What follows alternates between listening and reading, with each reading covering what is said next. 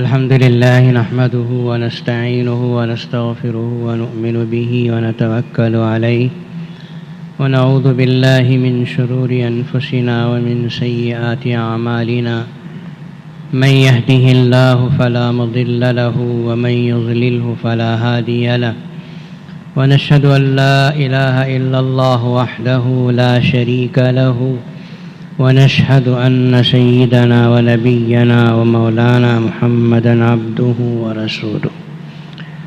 قال الله تبارك وتعالى: أعوذ بالله من الشيطان الرجيم. بسم الله الرحمن الرحيم. واعتصموا بحبل الله جميعا ولا تفرقوا. صدق الله مولانا العظيم. وقال النبي صلى الله تعالى عليه وسلم: ما أحد أصبر على أذى سمعه من الله يدعون له الولد ثم يعافيهم ويرزقهم أو كما قال عليه الصلاة والسلام. محترم حاضرین، آپ حضرات کو یاد ہوگا پچھلے جمعہ میں نے آپ حضرات سے عرض کیا تھا کہ امت مسلمہ میں اتفاق اور اتحاد پیدا ہو، مسلمان آپس میں مل جل کر رہیں، گھروں میں میاں بیوی، بھائی بہنوں اور قوموں اور ملتوں میں اتحاد و اتفاق اللہ کو منظور ہے، رسول اللہ صلی اللہ علیہ وسلم کی یہ تعلیم ہے۔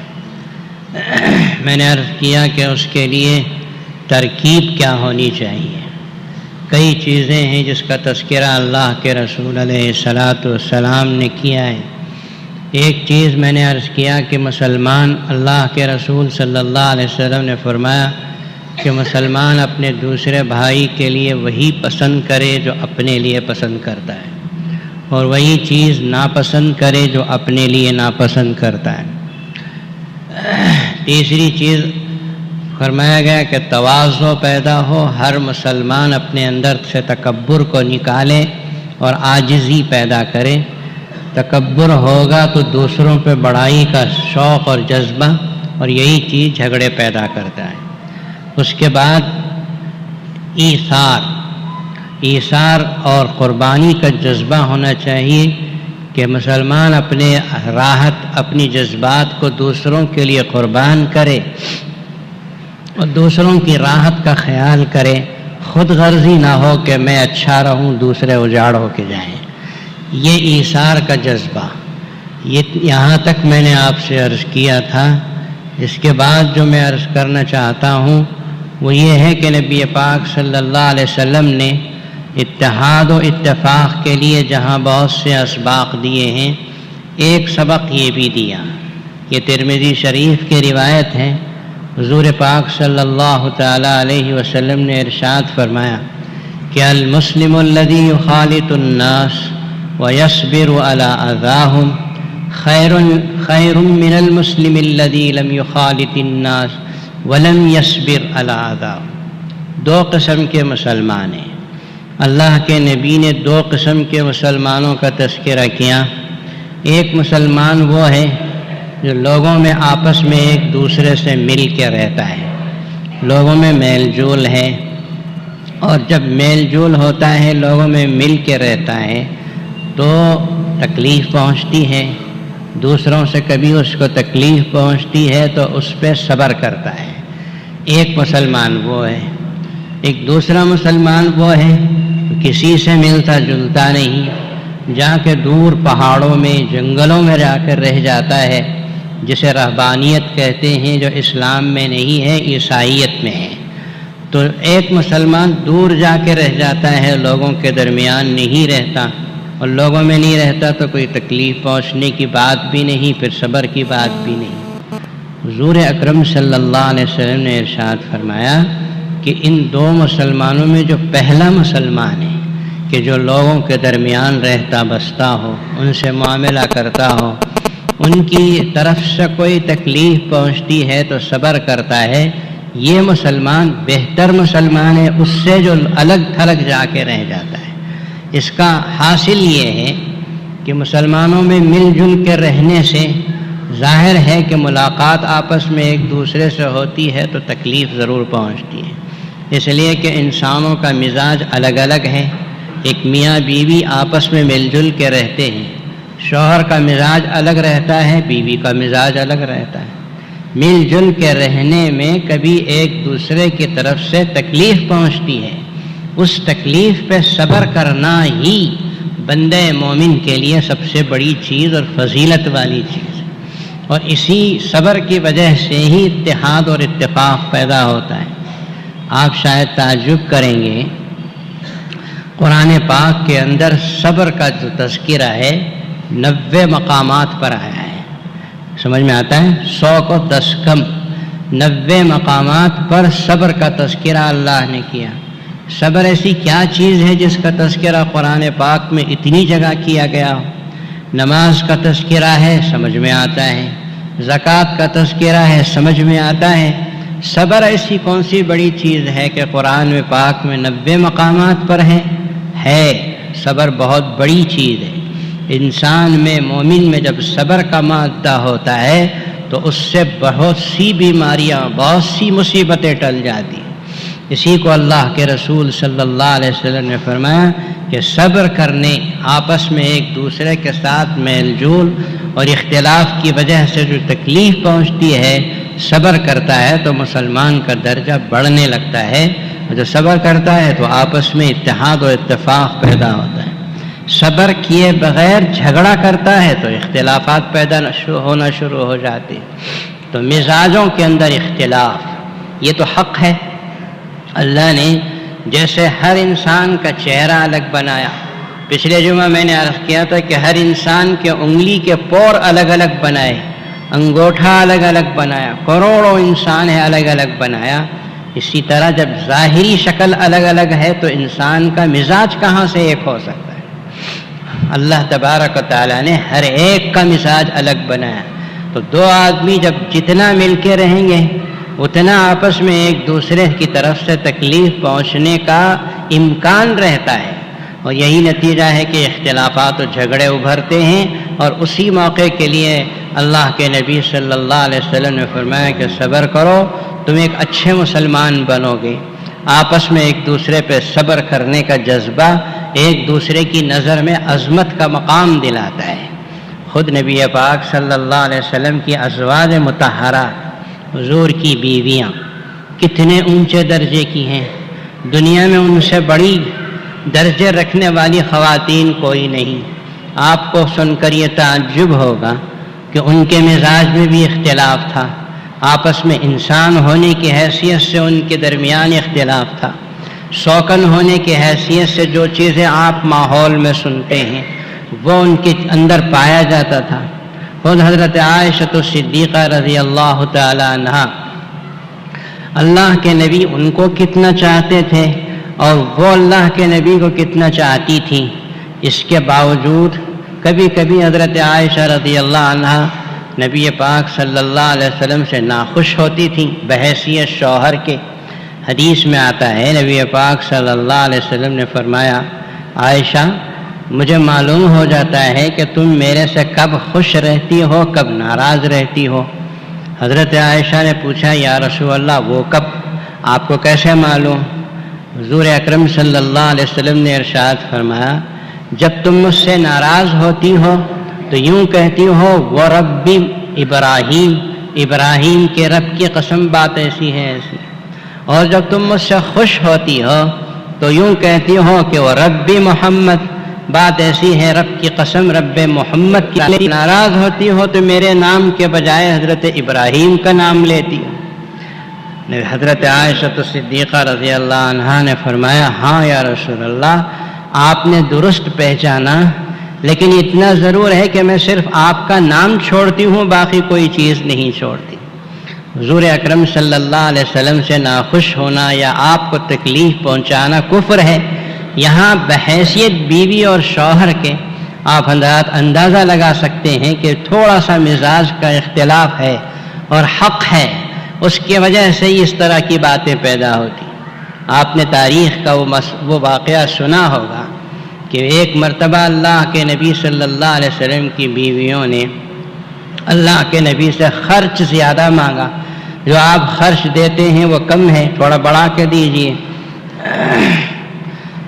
حضور اکرم صلی اللہ علیہ وسلم کو یہ بات ناپسند آئی کہ میری بیویاں مجھ سے دنیا زیادہ مانگ رہی ہیں، خرچ زیادہ مانگ رہی ہیں۔ اللہ کے نبی صلی اللہ علیہ وسلم نے اس موقع پر ایلا فرمایا تھا جس کا قرآن پاک میں تذکرہ ہے۔ 1 مہینے تک اللہ کے رسول صلی اللہ علیہ وسلم بیویوں سے علیحدہ ہو کر ایلا فرما کر بالا خانے کے اندر آپ نے قیام فرمایا۔ منافقوں نے مشہور کر دیا کہ اللہ کے نبی نے اپنی بیویوں کو طلاق دے دی۔ حضرت عمر فاروق رضی اللہ تعالیٰ عنہ تحقیق حال کے لیے آئے، تحقیق کیا تو معلوم ہوا کہ طلاق کی خبر جو ہے وہ منافقوں کی اڑائی ہوئی۔ پھر کیا تھا؟ یہ ہے خرچ مانگا تھا، اور دنیا کا مانگنا اللہ کے نبی سے اللہ کے نبی کو پسند نہیں آیا۔ اس کے بعد قرآن پاک کی سورہ احزاب کی وہ آیتیں اتری کہ اے پیغمبر آپ اپنی بیویوں سے کہہ دیجئے کہ اگر یہ بیویاں دنیا چاہتی ہیں تو دنیا لے لیں، آپ کو چھوڑ دیں، آپ سے طلاق لے کر علیحدہ ہو جائیں، ہم پھر ان کو دنیا اتنی دیں گے کہ یہ بس کریں گے، اتنی دنیا دے دیں۔ یا آپ کے ساتھ رہنا، آپ کی بیوی بن کے رہنا پسند کرتی ہیں تو پھر تو دنیا نہیں ملے گی، تنگی کے ساتھ ہی گزارنا پڑے۔ قرآن پاک کے سورہ احزاب کی یہ آیتیں اتری تو رسول اللہ صلی اللہ علیہ وسلم نے سب سے پہلے حضرت عائشہ رضی اللہ تعالی عنہا سے کہا کہ عائشہ یہ قرآن کی آیتیں اتری ہیں، تمہارا کیا خیال ہے؟ فوراً 1 سیکنڈ سوچے بغیر اما عائشہ نے کہا یا رسول اللہ مجھے آپ کے ساتھ رہنا ہے، دنیا نہیں چاہیے۔ ساتھ میں یہ بھی کہہ دیا کہ میرا جو فیصلہ ہے آپ دوسری بیویوں کو مت کہیے، ان کو اپنے طور پہ فیصلہ کرنے کے لیے کرنے دیجیے۔ چنانچہ ساری ہی ازواج مطہرات نے یہی فیصلہ کیا کہ ہم کو دنیا کی تنگی پسند ہے، آپ سے علیحدہ ہونا پسند نہیں۔ یہ واقعات بتاتے ہیں کہ اختلافات ہو سکتے ہیں، لیکن اختلاف کے اوپر صبر کرنا ہے۔ اگر اللہ کے رسول صلی اللہ علیہ وسلم بھی ناراض ہو کے طلاق دے دیتے تو اندازہ لگاؤ بات کہاں سے کہاں چلی جاتی، قیامت تک کس طرح کے اسباق ہو جاتے۔ اللہ کے نبی نے ایسا سبق نہیں چھوڑا ہم امت مسلمہ کے لیے۔ حضور پاک صلی اللہ تعالی علیہ وسلم اختلاف پیدا نہ ہو اور اختلافات کو دور کرو، اسی کے لیے فرمایا کہ یہ دنیا میں رہتے ہوئے انسانوں کے بیچ میں رہتے ہوئے تکلیف پہنچتی ہے تو آدمی کو چاہیے کہ جھگڑے نہ کرے، صبر کرے۔ مزاج کے اختلاف پر ہمارے بزرگوں نے لکھا ہے کہ ایک مرتبہ حضرت صدیق اکبر اور حضرت عمر فاروق رضی اللہ تعالی عنہما میں جھگڑا ہو گیا۔ دونوں اللہ کے نبی صلی اللہ علیہ وسلم کے معتمد علیہ، جب بھی اللہ کے نبی کو کچھ مشورہ کرنا ہوتا تھا تو بلاؤ صدیق اکبر کو، عمر فاروق کو، دونوں آگے تو دونوں کو بٹھا کے مشورہ کرتے تھے۔ کوئی بھی بات سب سے پہلے اللہ کے رسول صلی اللہ علیہ وسلم اپنے انہی دونوں ساتھیوں سے مشورہ کرتے۔ بڑا مقام تھا ان دونوں کا۔ اور آپ تو جانتے ہیں کہ امت مسلمہ میں انبیاء کے بعد سب سے افضل ترین شخصیت حضرت صدیق اکبر کی ہے، ان کے بعد حضرت عمر فاروق رضی اللہ تعالیٰ عنہ کی۔ ان دونوں میں بھی جھگڑا ہوا، اختلاف ہوتا ہے، ہونا چاہیے، لیکن بات جب ہے کہ دلوں میں کدورت اور نفرت نہ آئے، صبر کرے آدمی۔ حضرت صدیق اکبر عمر فاروق میں کسی بات میں تکرار ہوا، حضرت عمر فاروق ناراض ہو کے اٹھ کے چل دیے، جھگڑا ہوا اٹھ کے چل دیے۔ پیچھے حضرت صدیق اکبر رضی اللہ عنہ بھاگے چلے جا رہے، ارے ٹھہرو ناراض مت ہو، غصہ مت۔ لیکن حضرت عمر فاروق چلتے گئے یہاں تک کہ اپنے گھر میں داخل ہو کے دروازہ بھی بند کر لیا۔ نبی حضرت صدیق اکبر رضی اللہ تعالیٰ عنہ سر پیٹتے رہ گئے کہ یہ بیچارہ عمر تو بہت ناراض ہو گیا، بہت غصے ہو گیا۔ پھر واپس حضرت صدیق اکبر رضی اللہ تعالیٰ عنہ پلٹے، پریشانی پیدا ہو گئی کہ حضرت عمر فاروق ناراض ہو گئے ہیں۔ مسجد نبوی میں آئے نبی پاک صلی اللہ علیہ وسلم اور کچھ صحابہ بیٹھے تھے، وہاں بیٹھ گئے آ کے، اور موقع تلاش کر رہے تھے کہ اللہ کے رسول کو خبر دیں کہ کیا ہوا۔ دور سے مسجد نبوی میں داخل ہو ہی رہے تھے صدیق اکبر، رسول اللہ صلی اللہ علیہ وسلم نے دور سے حضرت صدیق اکبر کے چہرے کو دیکھ کے فرمایا کہ تو یہ تمہارے صاحب کے چہرے سے معلوم ہو رہا کسی سے جھگڑا کر کے آئے ہیں۔ نگاہ نبوت تھی، دور سے دیکھ کے پہچان کے بول دیا۔ آئے بیٹھ گئے۔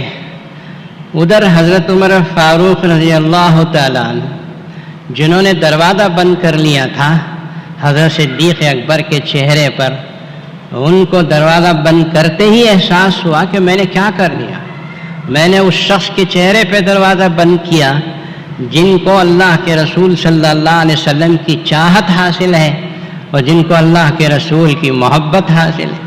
اور خود حضرت عمر فاروق نے ایک مرتبہ کہا تھا کہ صدیق اکبر کا مقام اتنا اونچا ہے، اتنا اونچا ہے کہ وہ ایک رات جو انہوں نے غار ثور میں اللہ کے نبی کے ساتھ گزاری ہے، وہ ایک رات مجھے دے دیں اور میری پوری زندگی کے اعمال لے لیں تو میں اس سودے کے لیے تیار ہوں۔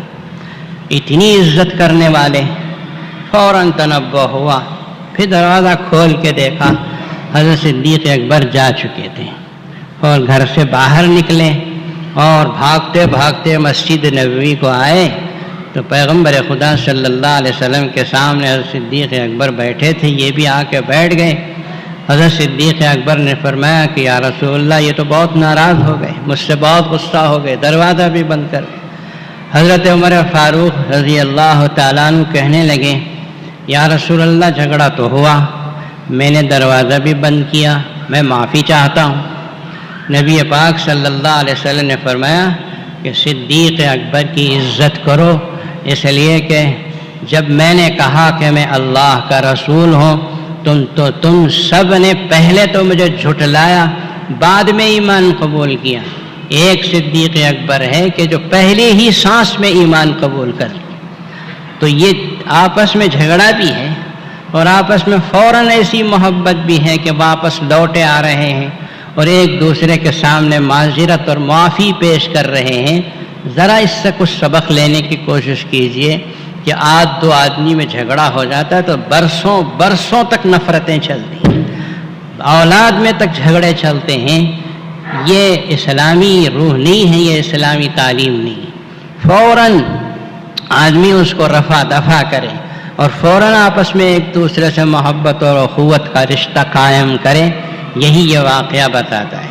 خود نبی پاک صلی اللہ تعالیٰ علیہ وسلم نے ترکیب بتائی، سب سے زیادہ جو مل کے رہتے ہیں، مثال کے طور پر میاں بیوی، آپس کے ان کے جھگڑے بڑے زیادہ ہوتے ہیں، اور لوگوں میں نفسانی خواہشات، کسی عورت کو دیکھا، کسی لڑکی کو دیکھا، پسند آ گئی تو بیوی اس کے ساتھ غلط سلوک کرنا شروع کر دیا، اور پھر بات بات پہ غصہ، بات بات کے اوپر ناراضگی۔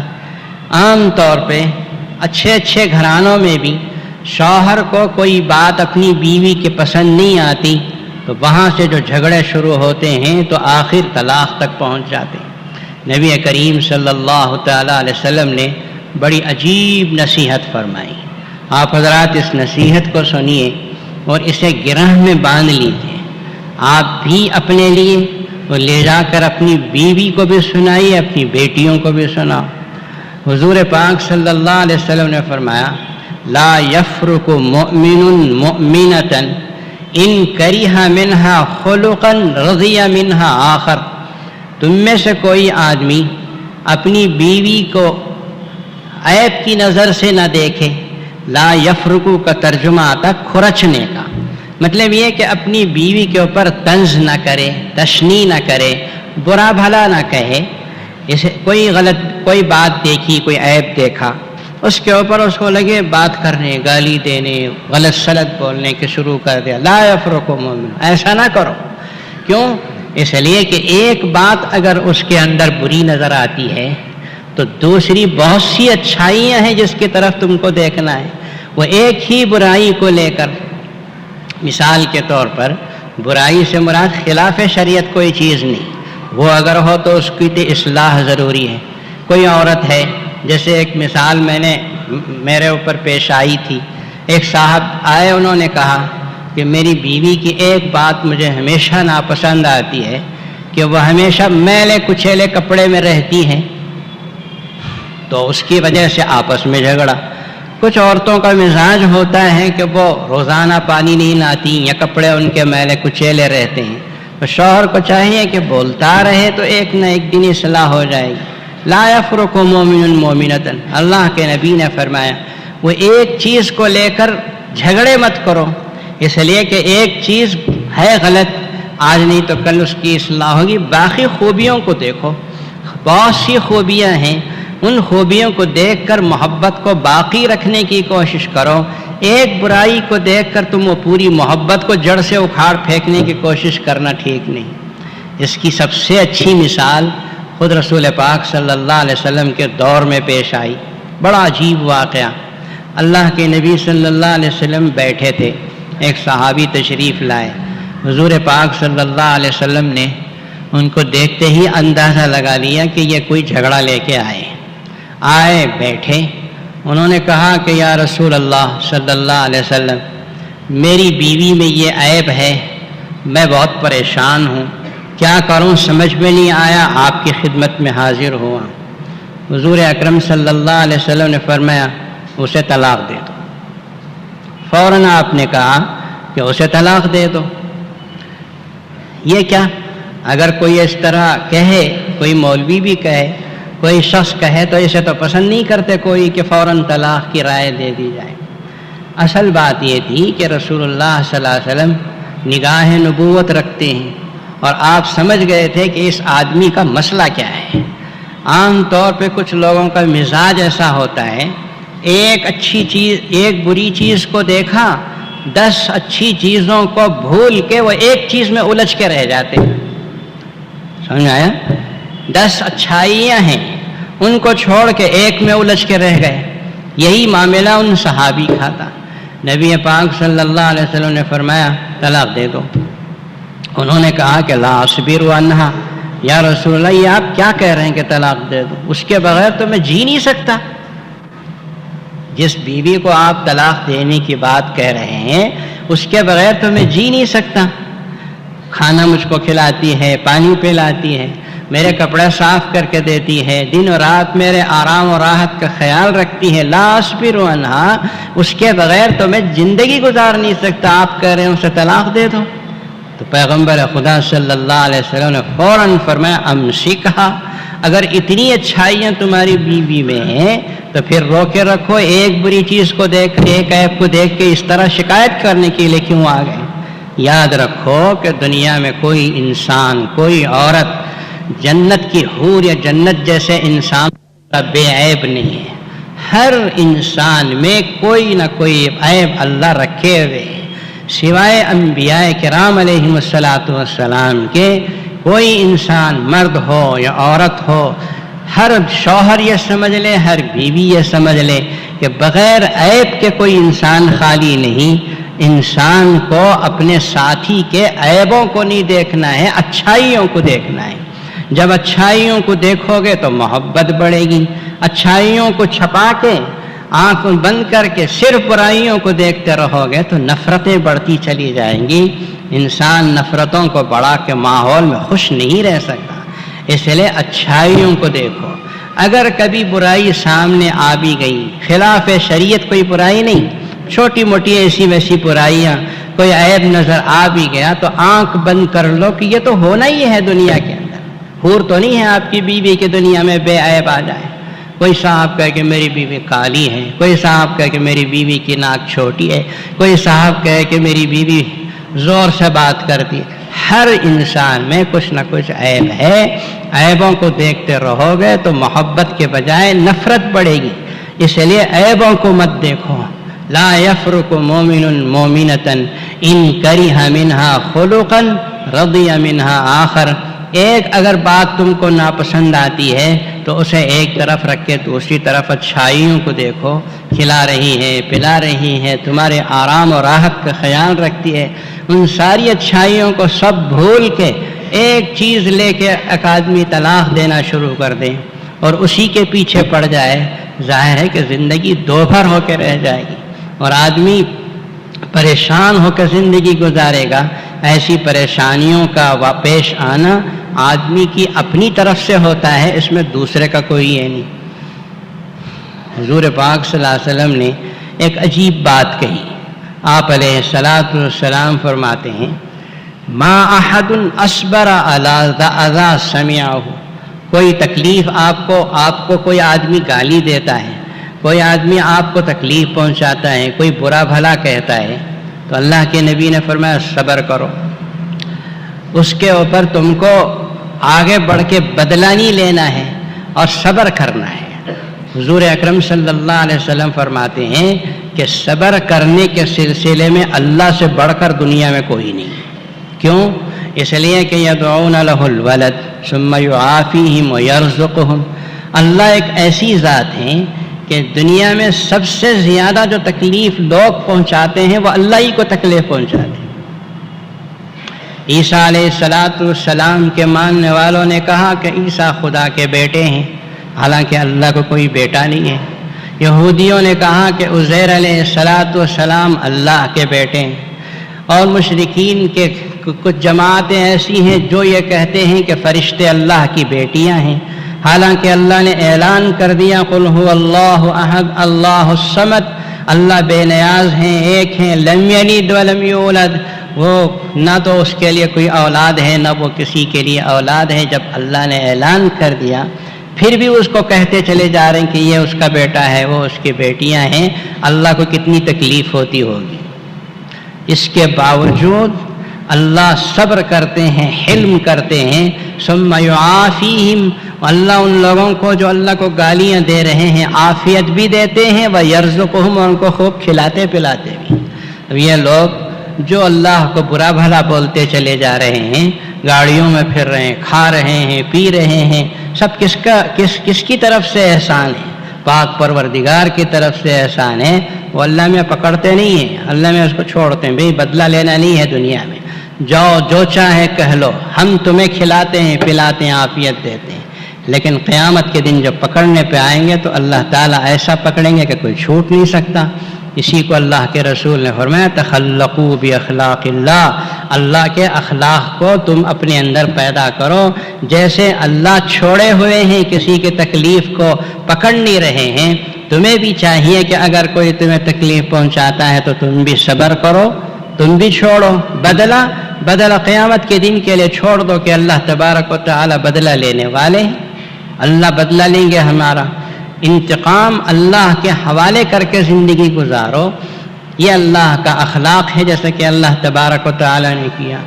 تو آدمی کو چاہیے کہ صبر کی چیز اپنے اندر اختیار کرے۔ بھائی سے کوئی تکلیف پہنچی، بہن سے کوئی تکلیف پہنچی، ماں باپ سے کوئی تکلیف پہنچی، بیوی سے کوئی تکلیف پہنچی، یا بیوی کو شوہر سے کوئی تکلیف پہنچی، ہر مرحلے پر صبر کا اختیار کرنا آپس میں محبت کو بڑھاتا ہے، اللہ کی نظر میں عظمت کو بڑھاتا ہے۔ صبر کیے بغیر آدمی جھگڑے کرنے پہ آئے گا، نتیجہ یہ ہوگا کہ اختلافات پیدا ہونا شروع ہوتی ہیں۔ اس کے بعد ایک اور حدیث ہے جو اختلافات کو ختم کرنے، اتفاق پیدا کرنے کے لیے رسول اللہ صلی اللہ علیہ وسلم نے فرمایا کہ تعاشروا کالاخوان وتعاملوا کالاجانب۔ یہ بہت اہم ترین نصیحت ہے رسول اللہ صلی اللہ علیہ وسلم۔ آپ صلی اللہ علیہ وسلم نے فرمایا کہ آپس میں زندگی گزارو، بھائیوں کی طرح سے زندگی گزارو۔ ایک ماں کے پیٹ سے، اور محلے کے 2 افراد ہیں، شہر کے 2 افراد ہیں، آپس میں زندگی گزارو بھائیوں کی طرح سے۔ لیکن جب کبھی معاملہ کرنے کا موقع آتا ہے، تجارت کر رہے ہیں، ایسے موقع پر اجنبیوں کی طرح سے تجارت کرو۔ سمجھ میں آتا ہے؟ آپ مثال کے طور پر 2 خاص بھائی ہیں، آپس میں ایک دوسرے کو کھلا رہے ہیں، پلا رہے ہیں، ایک دوسرے کا آرام و راحت کا خیال کر رہے ہیں، سب کچھ خیال کرتے ہیں، لیکن جب آپس میں دو بھائی تجارت کرنا چاہتے ہیں، ایک دکان کھولنا چاہتے ہیں، وہاں پائی حساب رکھا کرو، یہ تو میرا بھائی کا دکان ہے یا میں اس میں ہوں، آپس میں پارٹنر ہیں، دو بھائی پارٹنر ہیں، اب کیا حساب و کتاب رکھنا، یہ جتنا چاہے اٹھا لے رہا، وہ جتنا چاہے اٹھا لے رہا ہے، اس میں آگے آج نہیں تو 10 سال کے بعد جھگڑے ہوں گے، اور ایسے جھگڑے پیدا ہوں گے کہ نسلوں تک وہ جھگڑے چلیں گے۔ اسی لیے اللہ کے رسول نے فرمایا مل جل کے رہو بھائیوں کی طرح، لیکن جب معاملہ کرنا چاہو تو تمہیں چاہیے کہ اجنبیوں کی طرح سے معاملہ کرو۔ میں آپ سے 5,000 روپے قرض پوچھتا ہوں تو آپ اٹھا کے دے دیتے ہیں، مولوی صاحب دے دیں گے، یہ غلط طریقہ ہے۔ لکھا پڑھی ہونی چاہیے کہ میں 5,000 روپے لے رہا ہوں، وہ دے رہے ہیں۔ پورا قرآن پاک کے اندر قرآن کی سب سے بڑی جو آیت ہے وہ قرض کے لین دین کے احکامات ہیں کہ آدمی قرض لینے والا دینے والا کاغذ میں لکھے، لکھنے والا لکھ رہا ہے، گواہوں کے اس کے اوپر دستخط ہو، مکمل دستاویز بننی چاہیے کہ لینے والا کب واپس کرے گا۔ یہ جب ہوگا تو اس وقت جھگڑے نہیں ہوں گے، اختلافات پیدا نہیں ہوں گے۔